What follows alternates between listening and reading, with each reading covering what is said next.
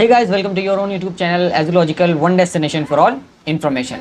Guys, जैसे कि कई सारे मैसेजेस आ रहे हैं, कई सारे ईमेल्स आ रहे हैं कि भाई जो सीबीएसई प्राइवेट कैंडिडेट्स हैं या फिर मैं कहूँ जो सीबीएसई प्राइवेट एग्जामिनेशन में बैठना चाहते हैं, इसी के साथ साथ इस बार 2023 में जितने भी हमारे कंपार्टमेंट्स वाले स्टूडेंट हैं या फिर वो स्टूडेंट जो फेल हो चुके हैं या फिर वो स्टूडेंट जो इम्प्रूवमेंट देना चाहते हैं, इन तीनों कैटेगरी के स्टूडेंट्स को अगर दोबारा एग्ज़ाम देना है तो उन्हें सीबीएसई प्राइवेट एग्ज़ाम के उसमें रजिस्ट्रेशन कराना पड़ेगा। यानी सीबीएसई प्राइवेट कैंडिडेट के तौर पर आपको बैठना पड़ेगा, तभी आप इम्प्रूवमेंट दे सकते हैं या फिर अपना जो आपका कंपार्टमेंट हुआ या जो फेल हुआ है उसमें अगर आप इम्प्रूवमेंट चाहते हैं तो वो दोबारा दे सकते हैं तभी।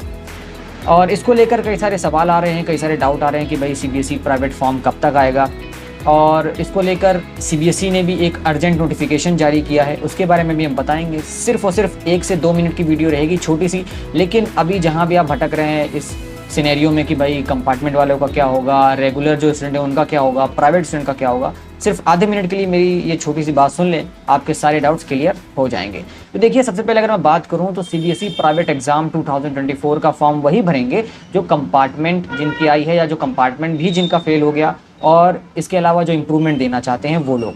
अब बात करते हैं, यहाँ पे 2 कैटेगरी के स्टूडेंट्स आपको मिलते हैं। सबसे पहले तो हमारे रेगुलर स्टूडेंट और दूसरे हमारे प्राइवेट स्टूडेंट जो पहले से ही प्राइवेट थे। अब रेगुलर जो स्टूडेंट हैं उनका क्या है, उनको अगर अपना जो इसको देना है, दोबारा इंप्रूवमेंट कराना है या फिर उनका कंपार्टमेंट देने के बाद भी अगर फेल हो गए तो उनका क्या होगा। तो देखिए, उनके लिए तो कुछ नहीं है, सीधा वो अपने स्कूल जाएंगे, जो भी उनका स्कूल है सीबीएसई का, और वहाँ पर जाके अपनी इन्फॉर्मेशन देंगे। और मेरे अकॉर्डिंग तो भाई जो स्कूल है आपका वही सारा काम कर देगा, यानी वही सारी इन्फॉर्मेशन दे देगा और आपका सारे जो एग्ज़ाम्स हैं वो हो जाएंगे। बस आपको ये इस चीज़ की फिक्र रखनी है कि भाई आप जो है स्कूल को जाके बता दें, कन्वे कर दें, वो आपकी रजिस्ट्रेशन कर देंगे। अब बात करते हैं यहाँ पे प्राइवेट कैंडिडेट्स की। तो मैं बात कर रहा था कि सीबीएसई ने हाल ही में एक नोटिफिकेशन जारी किया था जिसका स्क्रीनशॉट आपके स्क्रीन पे आ रहा होगा। यहाँ पे आप देख सकते हैं 2 नोटिफिकेशन आई थी। एक आपका नोटिस आया था, काफ़ी लंबा चौड़ा 10 MB का था फाइल साइज़, और जो पहला वाला था वो उसका लिस्ट ऑफ कैंडिडेट्स के बारे में था। तो यहाँ पे जो नोटिस आया था पहला वाला, उसमें ये बताया था डिटेल में कि भाई जो लास्ट डेट है, ये मैं रेगुलर स्टूडेंट्स की बात कर रहा हूँ और ओवरऑल बात कर रहा हूँ, कि जो लास्ट डेट है सीबीएसई प्राइवेट फॉर्म्स की वो आपकी 18 अगस्त से शुरू होगी और 18 सितंबर तक चलेगी विदाउट लेट फी। ये ध्यान रखिएगा, बहुत कम लोग आपको बताएंगे ये चीज़। और इसके बाद विद लेट फ़ी, यानी अगर आप मान लीजिए लास्ट डेट के बाद भरते हैं तो आपको लेट फीस का चार्ज लगता है, और विद लेट फीस अगर आप भरेंगे तो वो 25 सितंबर तक है। अब यहाँ पे आप कहेंगे कि भाई इस हिसाब से तो डेट आ चुकी है, तो प्राइवेट कैंडिडेट्स क्या फॉर्म फिल कर दें? नहीं, अभी सिर्फ और सिर्फ रेगुलर स्टूडेंट्स के लिए जो फॉर्म हैं वो ओपन हुए हैं, यानी कि रजिस्ट्रेशन सिर्फ रेगुलर स्टूडेंट्स ही कर सकते हैं। यानी कि आपको अपने स्कूल जाना है, जो रेगुलर स्टूडेंट्स सुन रहे हैं उनको अपने स्कूल जाना है और वहाँ पे उनको स्कूल को कन्वे करना है कि भाई हमारा जो है आप रजिस्ट्रेशन कर दीजिए, तो वो रजिस्ट्रेशन कर देंगे। अब मेन मुद्दा है यहाँ पे प्राइवेट कैंडिडेट्स का या प्राइवेट वालों का। तो देखिए, आपको ये करना है कि अभी तो आपका यहाँ पे जो मैनुअली, क्योंकि यहाँ पे तो आपको खुद ही रजिस्ट्रेशन करना पड़ेगा, आपका तो कोई स्कूल नहीं करेगा, तो आपको अपने ऊपर ही रजिस्ट्रेशन करना पड़ेगा। लेकिन अभी भी सीबीएसई ने कोई ऐसी विंडो रिलीज़ नहीं करी है जहाँ पे प्राइवेट कैंडिडेट खुद से जो है लॉगिन करके या आईडी करके अपना रजिस्ट्रेशन कर सकते हैं। अब आपका सवाल ये हो सकता है तो भाई कब तक होगा, यानी कब तक वो फॉर्म रिलीज़ करेंगे प्राइवेट कैंडिडेट के लिए?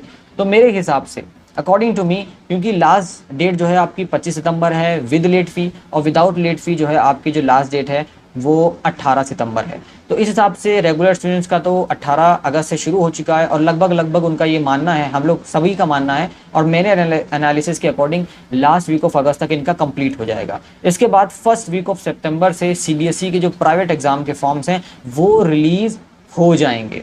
ये मैं अपनी एनालिसिस के हिसाब से बता रहा हूँ, और 100% ये गारंटी मैं भी दे सकता हूँ, क्योंकि लगभग हो ही गया है वो, क्योंकि इतने दिनों में रेगुलर स्टूडेंट्स का हो जाता है और पिछले साल भी इतना ही गैप हुआ था। अब यहाँ पे सवाल ये उठ सकता है कि भाई जब रेगुलर स्टूडेंट्स का ओपन हो गया तो प्राइवेट का क्यों नहीं हुआ, प्राइवेट वालों का क्या है? तो इसलिए नहीं हुआ क्योंकि यहाँ पे डिफरेंशिएट करना होता है सीबीएसई वालों को कि भाई रेगुलर स्टूडेंट्स कितने हैं जिन्होंने रजिस्ट्रेशन किया है और प्राइवेट कैंडिडेट वाले कितने हैं जिन्होंने रजिस्ट्रेशन किया है। यानी कि इसमें डिफरेंशिएट करना होता है, डेटा को ऑपरेट करना होता है, सारे डेटा को स्टोर करना होता है। और जाहिर सी बात है, ये जो एग्जामिनेशन है 2024 में होंगे, फेब से स्टार्ट हो जाएंगे, मार्च में अपना मेन वाले जो होते हैं, यानी फेब से आपके लगभग स्टार्ट हो जाते हैं। तो यानी कि ये जो पूरे महीने इसमें बहुत ज़्यादा लाखों लोग रजिस्टर करते हैं, तो इस डेटा को स्टोर करना, इसको मैनेज करना, इन सारी चीज़ों को काफ़ी मुश्किल होता है। इसीलिए यहाँ पे प्राइवेट कैंडिडेट के लिए बाद में रिलीज होता है। तो यानी कि आप समझ सकते हैं कि भाई फर्स्ट वीक ऑफ सितंबर से यहाँ पे ये जो फॉर्म है प्राइवेट का वो रिलीज हो जाएगा। अब चलते चलते एक और बात मैं लास्ट में बताते चलूँ जो आपकी फायदे की है, यानी कि इसके लिए भी आपको कहीं भटकना नहीं पड़ेगा। आप में से कई लोग पूछ सकते हैं कि भाई चलो ठीक है, आपने बता दिया फर्स्ट वीक ऑफ सितंबर तक आ जाएगा, लेकिन सवाल ये है कि कौन कौन से डॉक्यूमेंट्स की रिक्वायरमेंट पड़ेगी। तो देखिए डॉक्यूमेंट्स आपके वही रहेंगे, एडमिट कार्ड्स है आपका, देन उसके बाद फोटोग्राफ है, फोटोग्राफ के बाद सिग्नेचर है। इसके अलावा आपको सिग्नेचर का जो स्कैन है वो पहले से ही करके रख लेना है। फोटोग्राफ की कई सारे डाउट्स होते हैं कि भाई फोटोग्राफ डीओबी के साथ यानी डेट ऑफ बर्थ के साथ होना चाहिए कि नहीं होना चाहिए, तो वो बेहतर ये है कि आप डीओबी के साथ रख लें और विदाउट डीओबी भी रख लें। दोनों में भाई जाहिर सी बात है कम टाइम मिलेगा, तो आप बाद में लास्ट में रश ना हो, इसलिए आप जो है पहले से ही तैयार रख लें ताकि आप रजिस्ट्रेशन आराम से कर सकें।